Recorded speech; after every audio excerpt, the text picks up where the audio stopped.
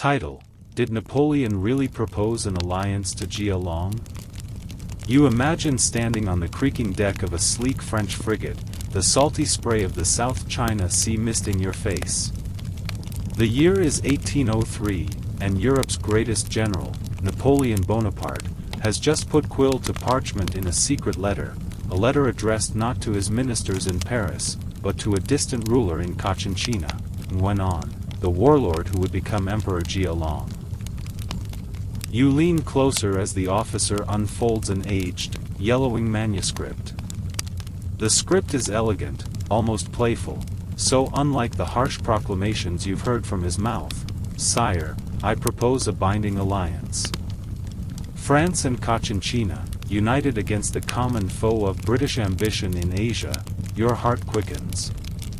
Britain has tightened its grip on India, its fleets patrol the Malacca Strait. If Napoleon's dream succeeds, the balance of power in Southeast Asia could shatter. You see the seal. Glossy red wax stamped with the imperial eagle. This is no idle fantasy, it carries the weight of an army fresh from Italy, bristling with cannons and bristling with confidence. But what prompted Napoleon to look halfway around the globe?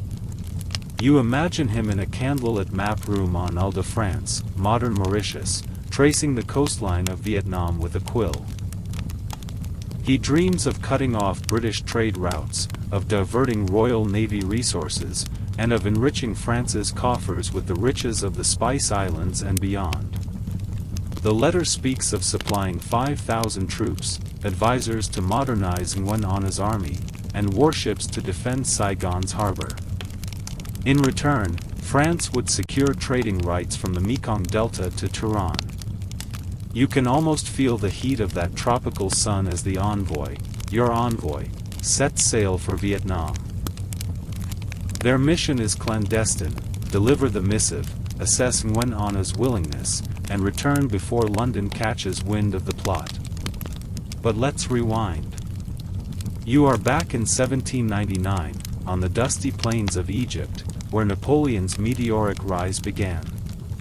He seized power, crowned himself emperor in 1804, and cast his eyes eastward.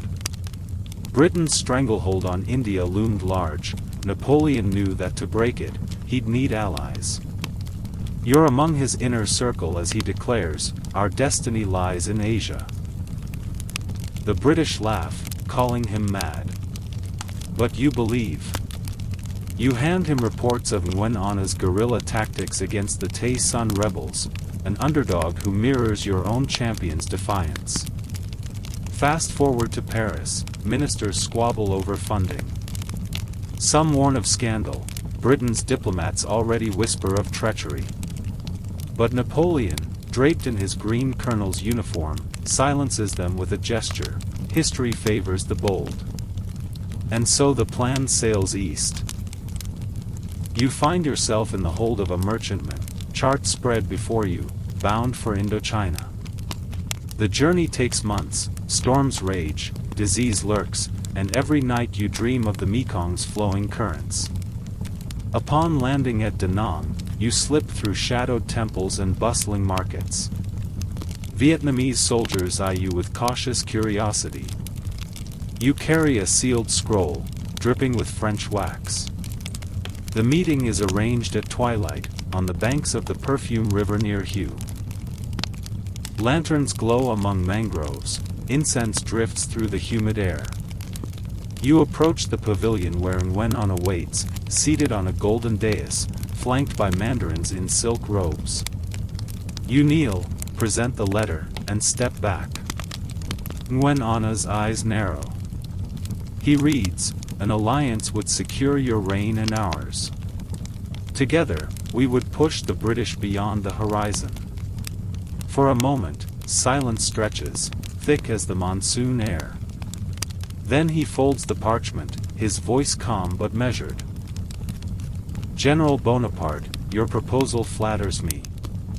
Yet I must consider my people. The Tay Son still roam the highlands, and British silver buys loyalty. I cannot, in good conscience, betray all who have fought by my side. You realize the gambit has failed.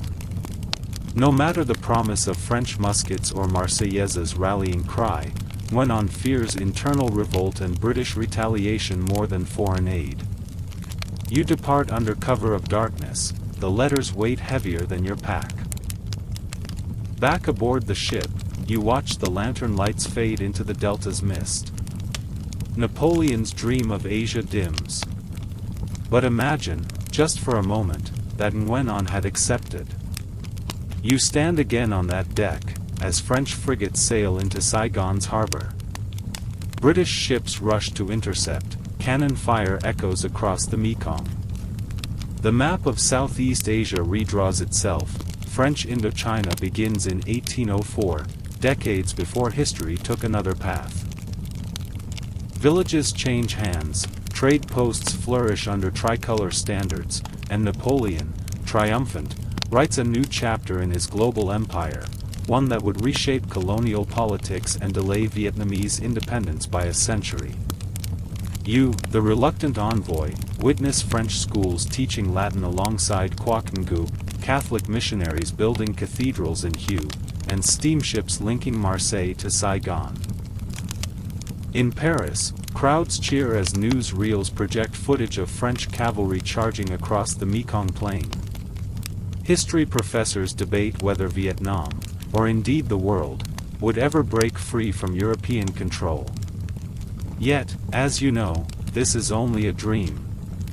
Instead, Nguyen bides his time, reclaims Gia Dinh province, and crowns himself Gia Long Emperor in 1802, independent of European protectorate.